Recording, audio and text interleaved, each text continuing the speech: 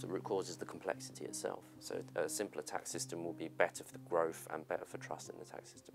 Coming up on British thought leaders, John O'Connell, CEO of Taxpayers Alliance. John talks about reducing wasteful public spending and reforming a tax system that doesn't reward hard work. I think people who are just honest, endeavour, try to get on with their lives, provide for their families, are now paying taxes that were originally intended for the rich. So they end up with this enormous tax bill. He discusses why increasing wealth taxes could backfire. The top 1% of earners pay 30% of income tax. So you are talking about people who carry quite a lot of load in terms of paying tax to pay for public services. And there's a bigger problem with a denigration of success and achievement in this country that I think a cultural change really needs to happen.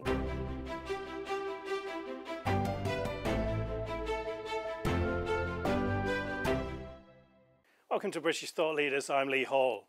Today I'm sitting down with John O'Connell, CEO of Taxpayers Alliance. John, thanks for joining us. Thank you for having me. Could you start by telling us what Taxpayers Alliance is and what your mission is? We're a campaign group for lower taxes and more responsible government spending. We were formed 20 years ago now, it's our 20th anniversary in 2004, at a time when there was a political consensus for higher spending, higher taxes. Sounds familiar, perhaps.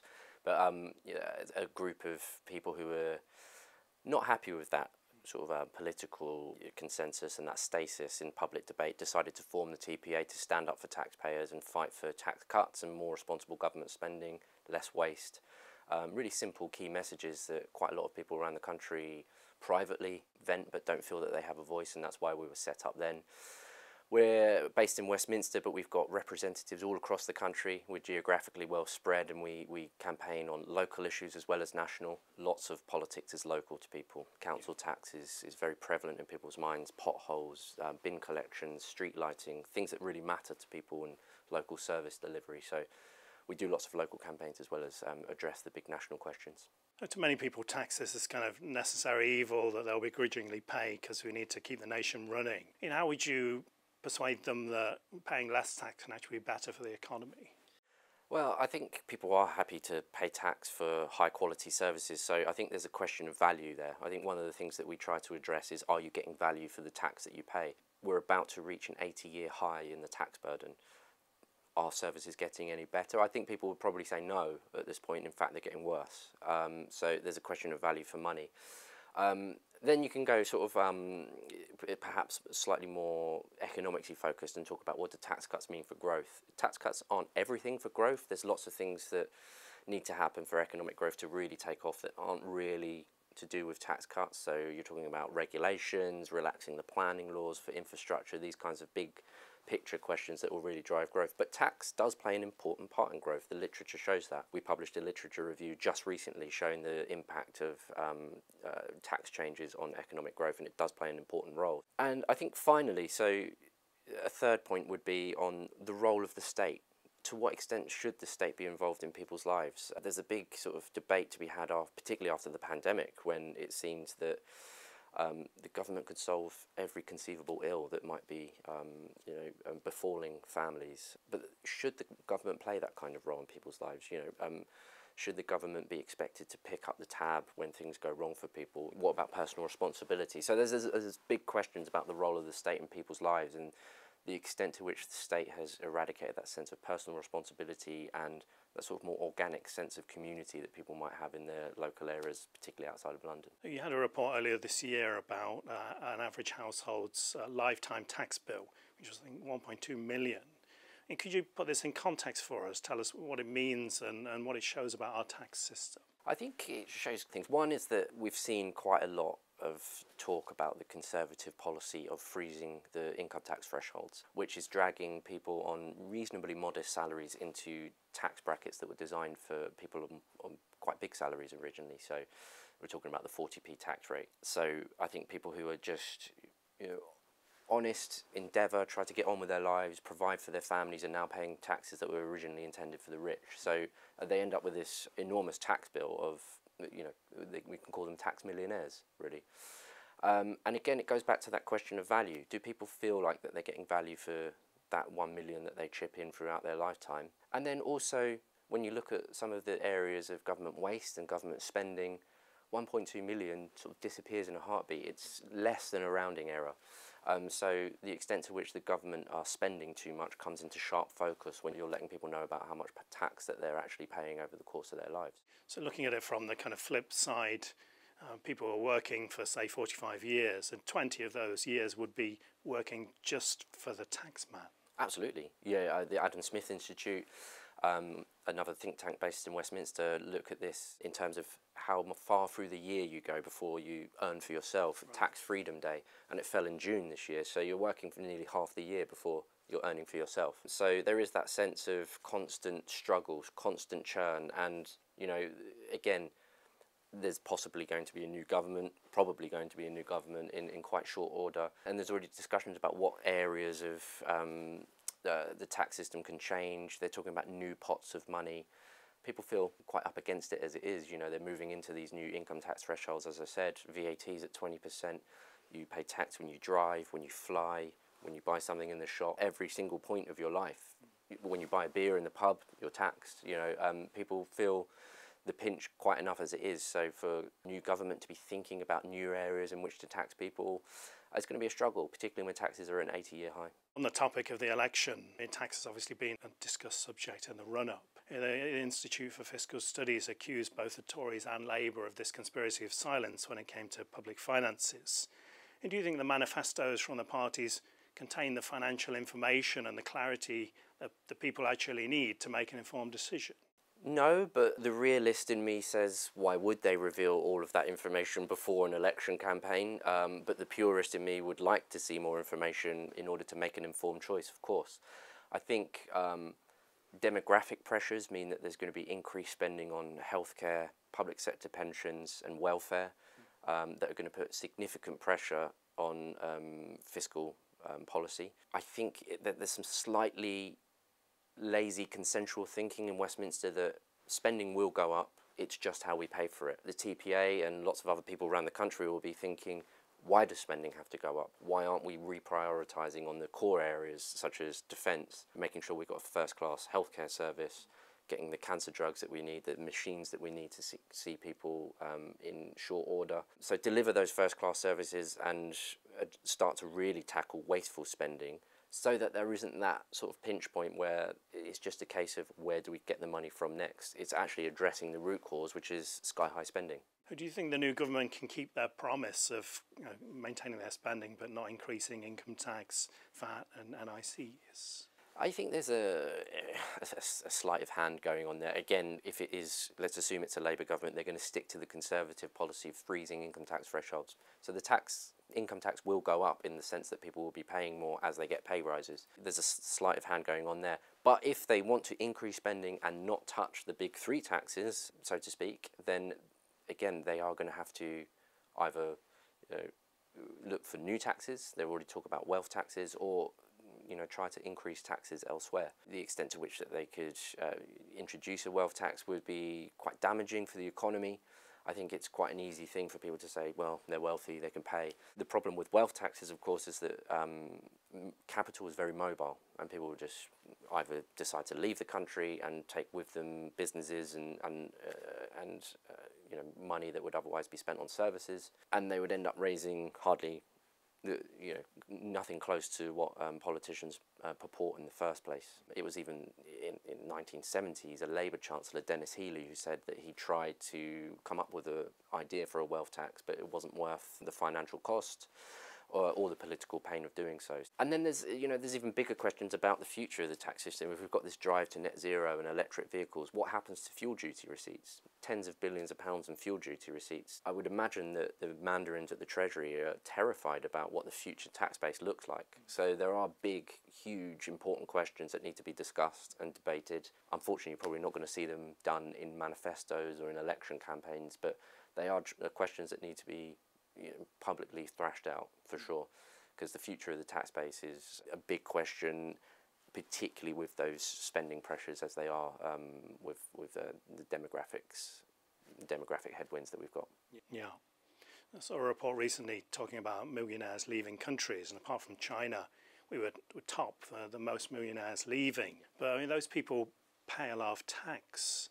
And do you think people, the public generally, kind of understand the consequences of pushing on the wealth tax? Perhaps not, or perhaps they don't care. I'm not sure. But the top 1% of earners pay 30% of income tax. You are talking about people who carry quite a lot of load in terms of paying tax to pay for public services. And there's a bigger problem with a denigration of success, achievement in this country. That I think a cultural change really needs to happen. It doesn't. You don't see it in America, for instance, that entrepreneurs are more celebrated, and the stories of success and the jobs that they create for other people. To give other people a decent income and dignity. We need to celebrate that more, definitely. But there's lots of ideas thrown about with wealth taxes, of course, and people talk about an additional rate of VAT, for instance, on luxury items and all these kind of things. If they're good ideas, I think they need to be thrashed out more openly in public debate rather than sort of slipped in on the sly, after the fact, after an election. You talked about wasteful spending of taxpayer money. And can you give us some examples of that, and also the cuts that could be made to counter that? Yeah, I think we see a lot of it with public sector organisations engaging in this sort of social policy almost, with lots of roles dedicated to diversity, equality and inclusion. They already have functioning HR departments. There is absolutely no need for more and separate departments to deal with issues linked to social policy. So there's millions of pounds to be saved across the NHS, across the police and other quangos and public sector organisations in that regard. And then there's just the quite open, flagrant misuse of taxpayers' money, such as, turning zebra crossings into rainbow flags and these kinds of things. Whenever we bring up these kinds of wasteful spending, people often say, well, they're tiny amounts of money. Well, if you have a culture and a mindset where taxpayers' money is unimportant, then of course that one item of wasteful spending is probably being repeated at scale. So if you don't have a mindset to drive down costs and to get value, then you're obviously going to waste money across the piece. And that's what we want to see. We want to see much more respect for taxpayers' hard-earned money, much more responsible use of it, and savings would be forthcoming. I also think that there's an incentive shift that needs to happen. I think lots of public sector organisations engage in empire building. They want to get bigger and have bigger budgets and more office space and all the rest of it. The incentive structure ought to be, if we can do the same or better for less money, then you're rewarded, rather than having bigger budgets. So having that incentive shift would be quite important. One report that you put out that I found particularly interesting was about the local council's art collections, which I think fits in with this. And can you talk us through that? Yeah, lots of councils have art collections that they own, and one of the points we wanted to make in this was to A, talk about how much they're worth, and then B, assess whether or not councils are putting them on display. After all, taxpayers own them. We say that councils own them, actually taxpayers own them. So if taxpayers do have a stake in these lovely art collections, they ought to be on walls, in hospitals, in schools, on public display, in town halls. Lots of it's in storage, and so we'd like to see much more of it on display. And councils acquiring more artwork at a time when they're £100 billion in debt overall is probably not the best use of their money right now. And if there are assets that could be sold in order to ease the financial pressure on households instead of putting council tax up, that ought to be up for discussion as well. But if they do own these collections, then get them out, let people see them. The figures were, on average, the collection, each council was about £9 million. Mm-hmm. Yeah. So millions and millions of pounds for some quite small councils, some larger ones, of course, but overall councils are in debt of about 100 billion. There are councils going bust. Birmingham's gone bust. Sheffield is on the brink. Glasgow is on the brink. When there's these big existential problems councils are facing, are there assets that could be sweated? Are there assets that could be released and sold? Instead of the default option, taxpayers dig into your pockets and help us out. I think councils need to take a good, long, hard look at what assets they have and whether they're making the best use of them. Not to labour on it, but one other figure that I found quite amazing from that was one of the councils has the same amount of artwork as the Louvre. It's 500,000 pieces. Yeah. And there are lots of arguments for publicly owned artwork in the sense of assets accrue value over time, they're good investments, all of this kind of stuff. And that's possibly true. And like I said, there's something to be said for culture and inculcating that sense of culture and civic pride as well. The previous government, Boris Johnson's government, talked a lot about levelling up. I think a lot of the sort of simmering feeling in provincial towns across the country was that there's just that lack of civic pride. And if councils do have some very beautiful assets, sculptures, paintings, get them out. Let's see them, have a bit of civic pride back in our towns and cities across the country. Yeah, I think that side does sound good, but then on the flip side, when you get your latest council tax bill and it's gone up again, Exactly. it'll be like, sell them. Well, yeah, quite. I think, but that's a reasonable discussion for the public to have. I think there is that default response when councils are under financial pressure. It's let's put council tax up by 4.99%, just under the threshold at which they'd have to hold a referendum, funnily enough. So that always seems to be the default answer. And again, addressing the national question, it's healthcare spending is going to increase as we've got an ageing population. Welfare is going to go up. Public sector pension costs are going to go up. And there's never a sense of how do we address those costs. It's always pony up taxpayers. It's time to dig into your pockets again. So I'd like to see those root causes tackled as opposed to always being the default answer always being, pay more money. The tax system is quite complicated. There's a lot of red tape, particularly for the ordinary people to deal with. Do you think it needs to be simplified?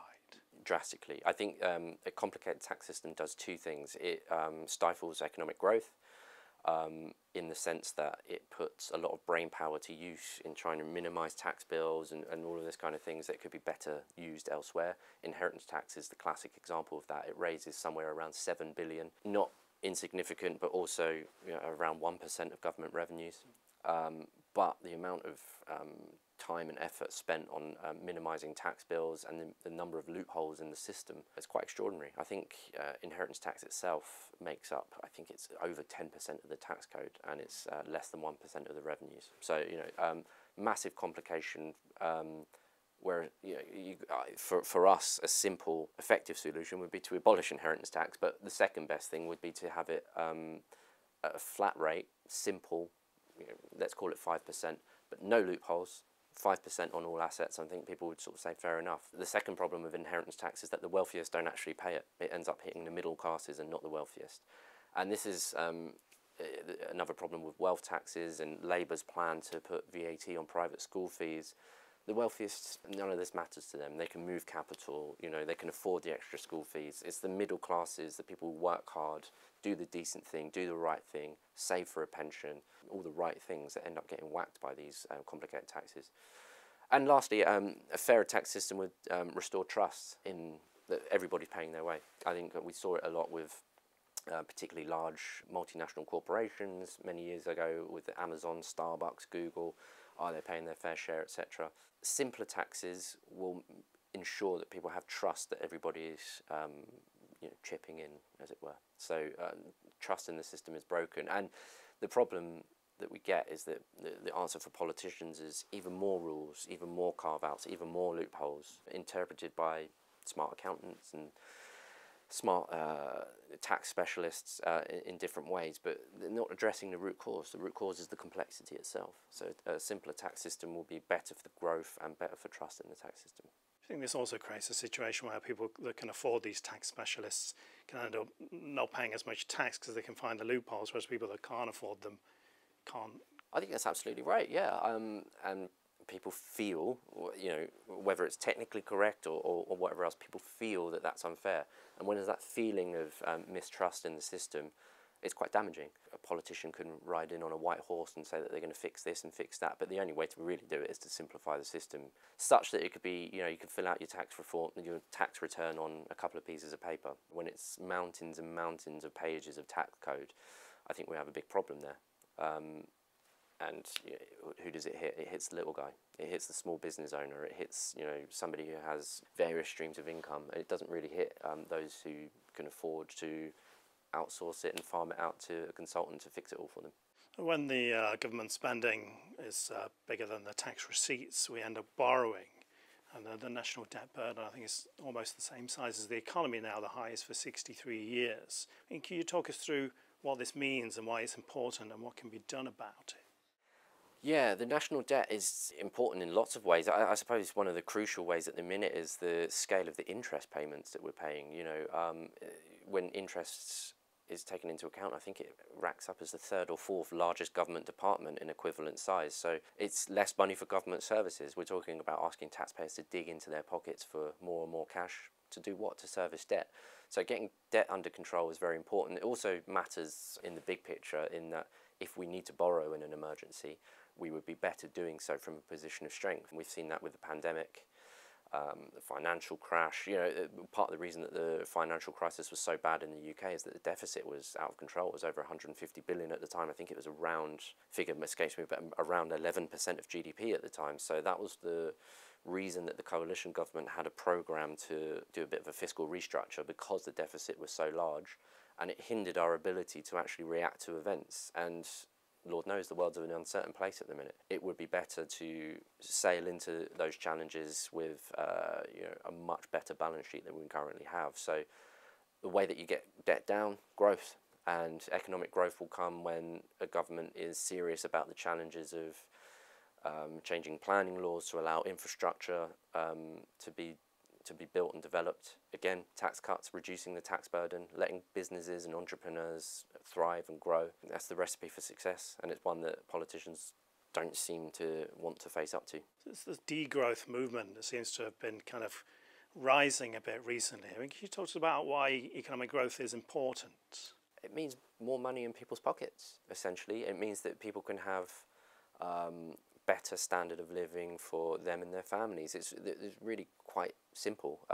People want a better standard of living. They want a nice house that they own, a nice car on a drive, a decent garden, all of the normal things that people want and enjoy in a Western developed economy. These aren't bad things. People are, there seems to be, some sort of resentment for people wanting to have more prosperous lifestyles. The very basic things in life are what economic growth is good for. We can talk about the economic growth in nebulous, sort of wonkish terms, but that's what it means. It means for better standard of living for people, crucially all across the country, not just in London and the South East, but in provincial England, in Scotland, Wales, Northern Ireland. Better standard of living from economic growth is surely something we ought to aspire to, rather than trying to find new ways to stop entrepreneurs from growing businesses, from taxing people more and more as they start to succeed at their jobs, hitting them if they do the right thing by saving for a pension.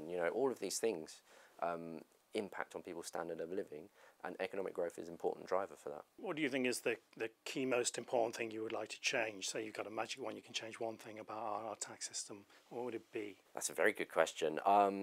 Am I allowed to? I would unfreeze it's a very simple point, but I would unfreeze the thresholds on income tax, so that when people start to do better in their careers and proceed through their careers, that they aren't moving up into tax brackets that were originally designed for the rich. And I think there's a very strong case to be made to remove employers' national insurance entirely. It's a tax on jobs. If an employer is thinking about whether to give somebody a pay rise, they have to not just consider the extra money that they want to give to their staff member, but also the bigger tax bill. And we stop businesses from growing and thriving and employing more people in lots of different ways, but employers' national insurance is one that I would earmark for complete abolition. And the first example, so you're talking about when someone starts at this level of income tax, they would remain at that level for kind of their whole career? In our perfect world, we would have a simple tax system that was one rate. We did a piece of work back in 2012 that looked at completely restructuring the tax system, and our commission ended up recommending a 30% rate across the board after a generous personal allowance. And money that was kept within a company wasn't taxed until it left a company, such that we can boost investment, productivity, and all the things that are holding back our economy. So that's the sort of what we'd like to see in a perfect world. But moving towards that system, yeah, I think if somebody is in what we don't necessarily like the term, but what we call an everyday or an ordinary job, or doctor, mechanic, or whatever else, they shouldn't be paying whacking great rates of tax that was originally designed for the rich. I think it's something like 5% of earners were on 40% tax in the 1990s, and that's shot up. Anybody who's getting promotions or getting pay rises are going to be paying a 40% tax rate now. It's not necessarily a tax for the rich anymore. So unfreezing those thresholds and linking them either to inflation or earnings such that they rise concomitantly would be a good first step. Yeah. John O'Connell, thanks for joining us. Thank you very much for having me.